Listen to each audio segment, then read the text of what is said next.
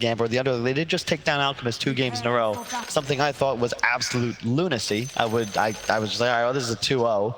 They turn out, somehow managed to pull it out. So I'm looking forward to this. I think that at the very least, we're going to have a 4-game series, hoping for 5.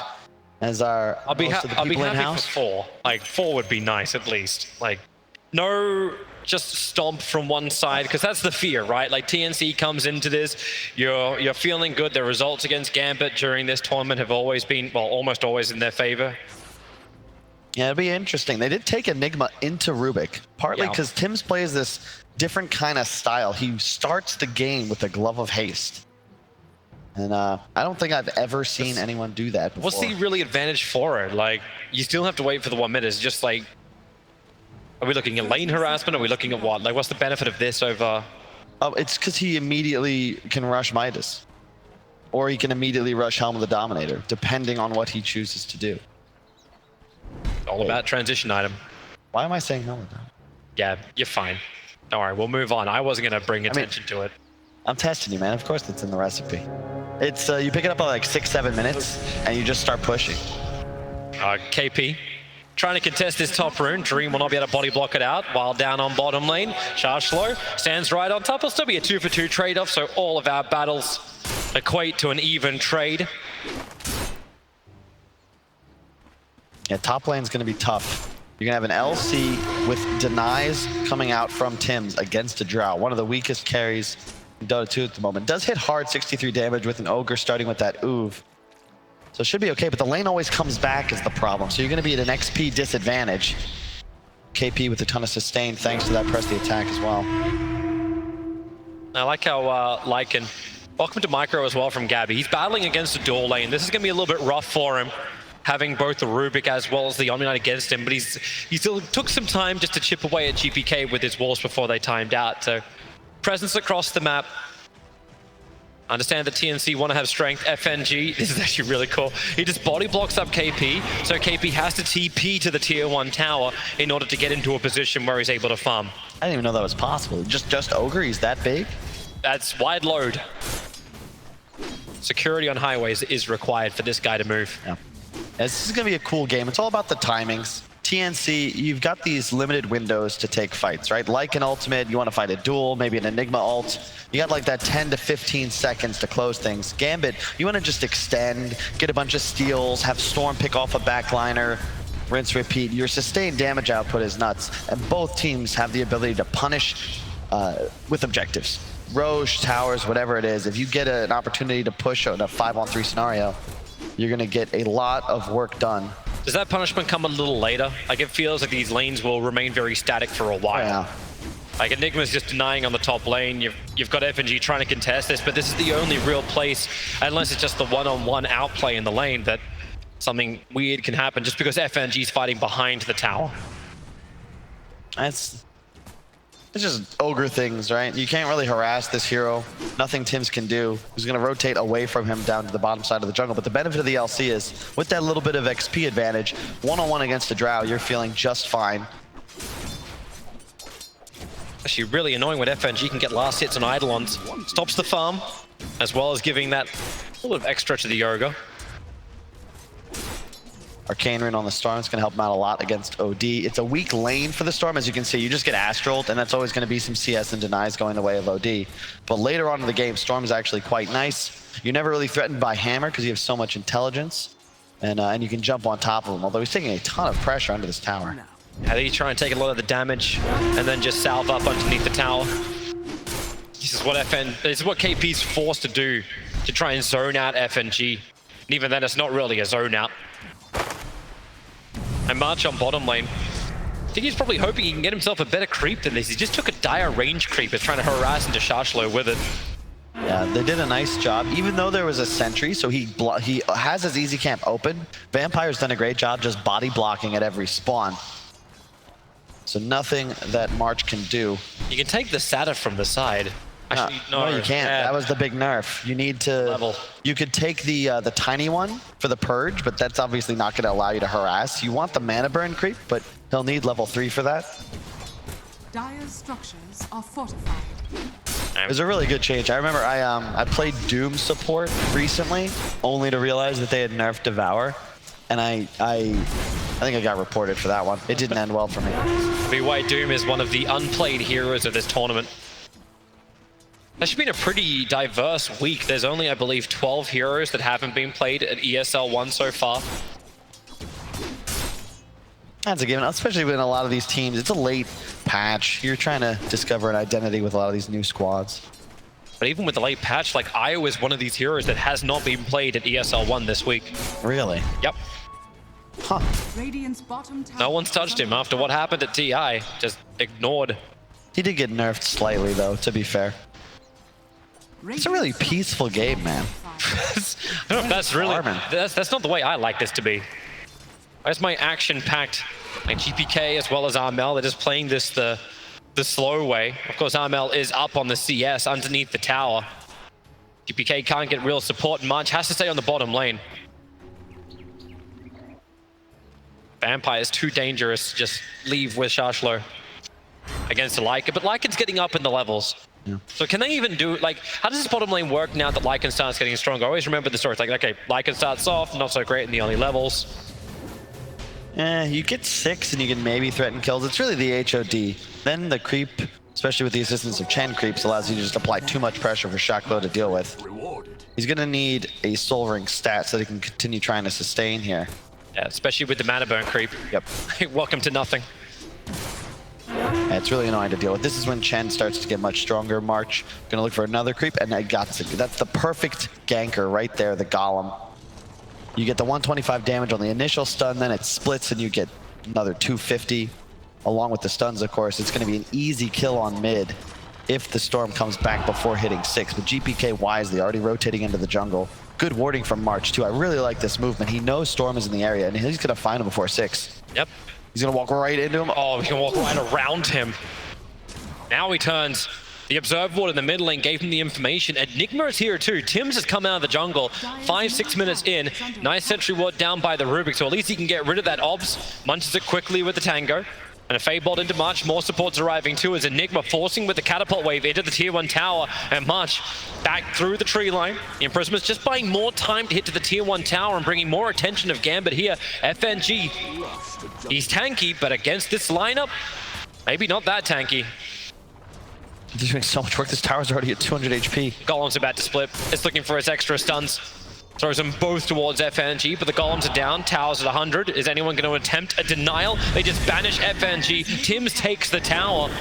And this early pressure with the Chen's perfectly timed.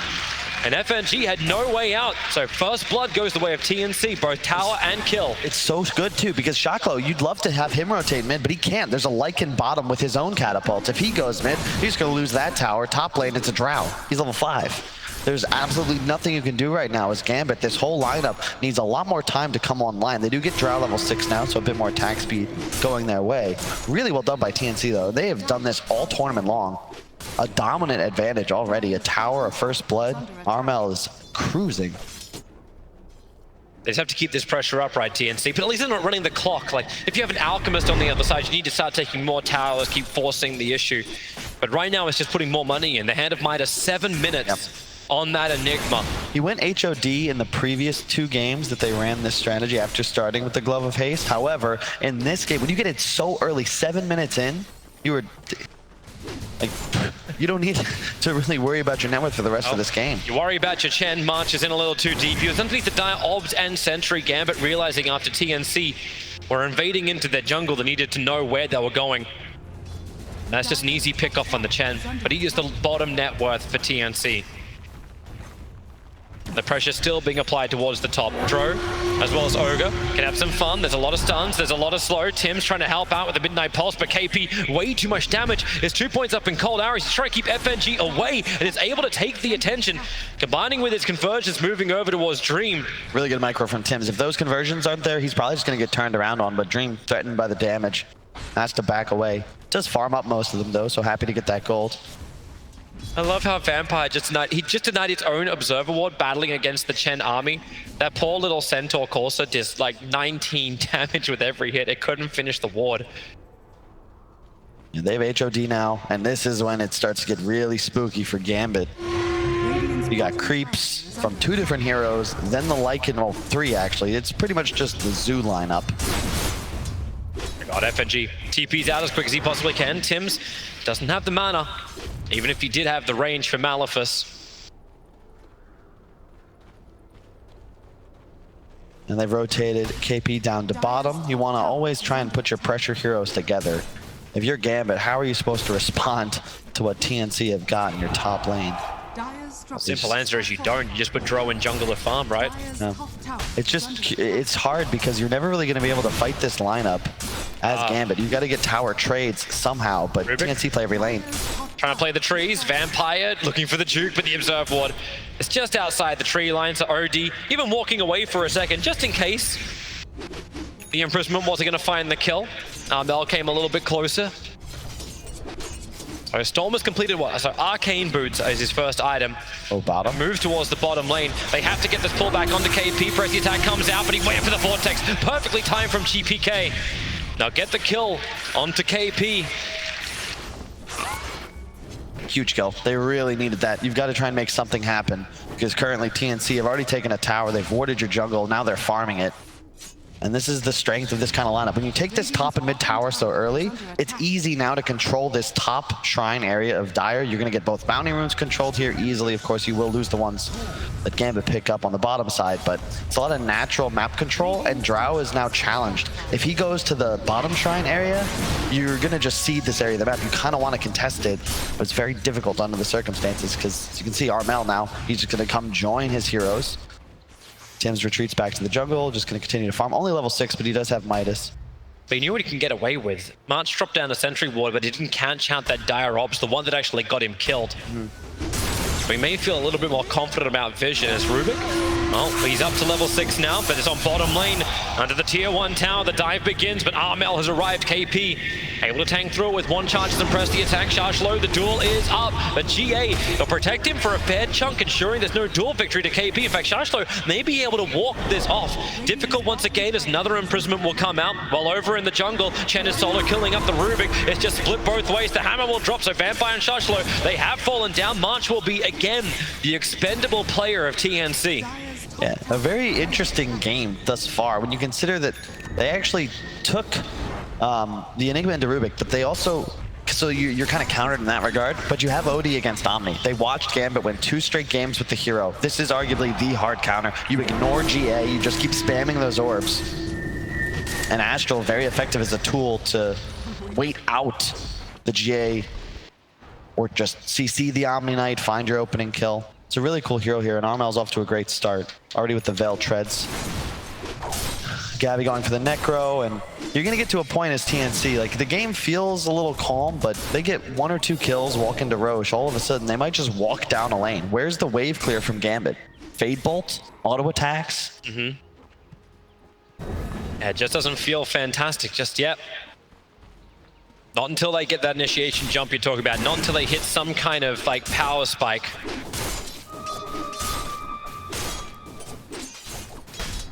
That's all taking a little bit of extra time, and that's fine for TNC. Gabby's doing his thing up on top lane. The Necro book will be coming on the Courier once the Courier's managed to go back to base. Yep. KP's rapidly approaching a Vlad's too, so the auras are all going to rack up nicely for TNC just to be this big pull, but so does Storm, like, once he's got the Kaya, can you look to the backline jumps? Can you look to, like, remove this Chen not very really early on? If you talk to Will, right, the one hero he's got a lot of expertise on is that Storm. The way you beat it is to push. You deny him the ability to scale into the late game. The Kaya is nice, but it's still just a farming tool. You need that second item. You need a Bloodstone. You want an Orchid, maybe even a BKB in this game. That's when you could potentially just start hunting enemy heroes, but you're so weak for so long if you can't just, they're not even really able to pressure towers now either because TNC have too much wave clear. Multicasting stun coming in. Ogre creating the space. Enigma in pretty deep, and nice move away from GPK, ensuring that there wasn't going to be any kind of black hole with Lycan nearby. It was a risk. Huge play. They get the Wolf Creep too. That's plus 200 gold. Very nice for GPK. And the downtime for the pressure that Enigma was looking to apply. He was looking for all that farm so he can just get into the Blink Dagger. Arcane Boots are done, you hand him bias, but he needs to get the initiation jump. And check out the itemization, right? You've got kpii just rushing of Vlads. Yeah, sure, you have a Midas on Tim's, but that's just so he can get the mech up faster because the HOD can get picked up by Gabby. No boots, Necrobook as well, and the Veil. A casual Bassi as well on Tim's. So you're going to be able to go high, push maybe around 17, 18 minutes with all of these auras. There are none on the side of Gambit. That's going to be like plus 15% damage, the magic amp. You're going to have plus 6 armor, 8 once you get the buckler for your entire team as TNC. But Gambit have another thing. They just have like insane attack speed with even minimal amount of damage. They can make this kind of work. OD, the chain stuns are out. Vampire needs to be here for the quick pickup. Mel, okay, he's actually going to steal imprisonment. He's going to kill OD with his own ability. If there's going to be enough damage out, he'll pop and OD. No, Armel stays alive a little longer, and then we'll end up dying. It's another multicast over on the Enigma. Here. GPK needs to jump away, getting away from the rocks. And Chen Army, they just have to GA, buy some more time to escape back out these imprisonments, allowing Gambit to actually move further away, keeping kpii out of the fight. Vampire won't be so lucky, or maybe he will be, trying to get away from the minion army of that Lycan, who's now lost his movement speed. FNG is the first one to die, even though Vampire, I think, was the bigger problem for TNC in this fight. All 5 heroes from both teams end up in the mid lane, and it's an OD for an Ogre trade. That's fantastic for Gambit. That fight was far away from any objectives. They don't lose anything. Only a hard support. You found the OD. You can see where the Omni plays up against this Lycan, though. Yeah, sure, you can pop ultimate run at us. You get the GA off. However, you're going to watch Gabby. He's going to play with this Purge creep for most of the game. Long jump. It's all the battle for the 15-minute bounty runes, and KP try to contest for it. The first the attack and a quick force start from Armel. We'll be able to get KP into safety. More support is still coming in. It's Vampire here and Armel. It looked like he thought he had a chance at this fight. KP's hanging around. He'll have to press the attack to get Armel away to safety to pick up the throw down. But Vortex, they've just got so many controls here, Gambit. Armel will die once again. 2 times in 2 minutes. It was really well played by Gambit. And this is what you've got to do. You're going to lose trades when you have a numbers disadvantage. So always bring your squad, find these kills. And Vampire, stealing Astral is so big in this game. Extra interrupt, it's especially powerful. Anytime somebody were to get a duel, you can either do it defensively or offensively to peel off. And you can see that the huge army comes in, immediate GA. The Purge creep right here. Where is it? Right here is going to try and help him go for Vampire. Actually, it just faded. It wasn't even utilized, but he is playing with it. And we're going to look to see him continue to try and do this. You cannot save your Rubik if he is going to be purged. Removing that GA. And the sweat from the brow. And this actually feels like the type of game that Gambit just adore. It's like, okay, you want to fight us? Sure, we'll play high tempo now that you're willing to fight. And in the meantime, whoop, Armel slides in quickly towards the mid lane. What have we got for a steal from Rubik? Gets to pick up a throw down. He can imprison himself in 2 seconds time, but stun control is nice from March, arriving with that Centaur. Meanwhile, Gabby's still pushing top. He's got to be a little cautious with no boots. If he has ult on cooldown for any moment, he's very slow to back away from an area. Has he got Necro 3 on the curry already? Indeed he does. That is 1650. And he's effectively completely online now. Necro up in 16 seconds. Oh, they're coming to fight. Tims, as well as Marsh, near the shrine, is being burnt by GPK already because he needs the mana enough to take this fight. So he looks over towards Marsh. They don't get stun control, so there's no Hand of God. No, he'll actually be getting it off. They vortex him back in again, and the Rubik picking up the OD once again. Armel being a priority target, but Lycan's in the backlines, right on top of Dream. They close the distance. The OD will also drop the hammer down. The damage is good. GA, it's slowing down the damage output, but it ain't stopping it. Throw an Ogre down. Omni Knight will join them as well, but they want more. GPK does not have a lot of mana to work with. Legion Commander has the movement speed as well as the duel, but cannot catch him before he gets into the base. Yeah, but they just push in instead. They took that fight near their base. That's the issue. They're having to buy back. Now you've got to glyph this tower. You've got to do something to try and stop this pressure. This tier 3, there's no glyph. This is a dead tier 3 in the blink of an eye. TNC, you're gonna get a Rax here. Just such a huge army ready to fight. What a time for a book to be up to. Vampire's trying to slow things down. Storm jumps in, looking to clear out the wave if possible. Gets a vortex over a Legion Commander. Gotta be careful. Dropping down low. Matchy is FNG. Gabby just surrounded him with Tims with the army of March. Dude, get the kill on the Ogre, the dieback on him, as well as taking the melee racks. When the Necro Book and Howl are active from Gabby, TNC have like 10 different buffs. It's absolutely insane how much team they look at what OD's playing with. You've got the bonus regen from the Chen passive. They're just also formidable. A nice force away from Armel, drops the hammer. Now GPK, he just shrined up, sure, but he's completely out of mana. And Gabby's rolling in. You actually just can't take this fight if you're Gambit. And this is the big concern when you play against a TNC lineup like this. If you make that one mistake, you're suddenly incredibly far behind and one more lost fight away from just having a GG out of the game. But this is Gambit. Even when you're behind, you still feel like there's a chance. Dream, nice push up. Able to get the gust back, but this is a Lycan shapeshift. High movement speed, but not enough confidence to stay inside the base by himself. Look at the buffs. It's like they're raiding right now, and wow. Comparatively, Gambit, you've got Drow Aura, sure, but that just doesn't do anything. You're playing against a Lycan with a billion creeps behind him.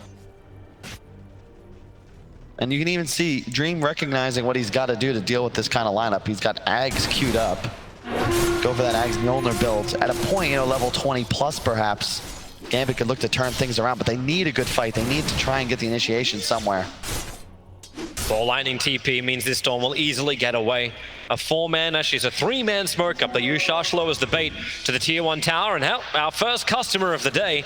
The smoke will break, a quick gust, send him up in the air. Telekinesis pull back with the multicast on from FNG. That is one very dead Armel. That felt a little too easy, but they had the vision up the hill. The Observer Ward and Sentry were down, so Gambit, they felt strong.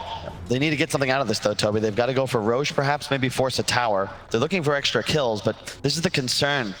If Gambit don't get actual things off the map, the kills don't matter. Sure, it hurts Armel for a bit, but the rest of his team is still farming. And TNC is still very much in the driver's seat. Top lane's already into the Gambit base, so... The advantage is that you burn the smoke. Like, that's it. Like, TNC burned one of those. I'm loving this itemization from Dream. I'm not quite certain I like the Ag straight up. Like, I still prefer a Maelstrom for some level of clearance with the attack speed. But Ags and Maelstrom, we can start seeing Tesla Ranger appear. And it'll give enough to D-push, even with the big army that would come their way. You can clean it up pretty quickly, as long as the Drow doesn't get jumped. Yep, it's all the little things, man. OG kind of wrote the script. They won 2 TIs in a row on the back of strategies like this one. March even... with the Ogre creep, you've got the attack speed aura from the Smasher. They're just min-maxing in every which way. Solar Crest, next item on KP, coming up soon. Smoke and come out from Gambit. There's so many observers and sentries throughout the dire jungle. The TNC, without this smoke, there would have seen a lot. Storm jumps straight across the pit and out the other side. Gets information on Roshan. Roshan still dropping low, 1,000 HP. The Sons of Legion Commander. Here's your follow-up, and in they go. But Armel, he actually gets the Aegis Immortal. GPK cannot secure the seal. Is looking for a tent. It's the black hole, but he caught Rubik, so there's no turnaround. The Drow getting some good damage out, but all he'll end up doing is killing Tims. No, he doesn't. March has the heals for days. And Dream will die as he walks back out of this mid lane. He does not escape this. A blink forward from Tims will get this done with a dual victory. And Armel, who's been the punching bag of Gambit at the start of most fights, now gets himself a triple kill.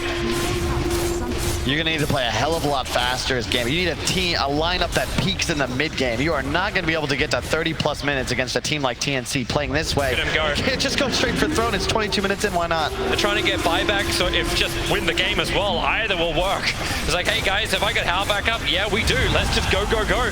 FNG comes in close. It just helps build up the imp, which is a 39 at the moment. It's starting to reduce. The Storm Spirit doesn't want to be part of this one. He jumps up, he jumps down. Tim's broken free by the press, the attack. Shashlo needs to help out too, but it's just being done. They focus on the Ancient, understanding to win Dota, that's all you have to do. Kill the Ancient. And in 22 minutes, TNC take game 1 of this ESL 1 Hamburg Grand Final.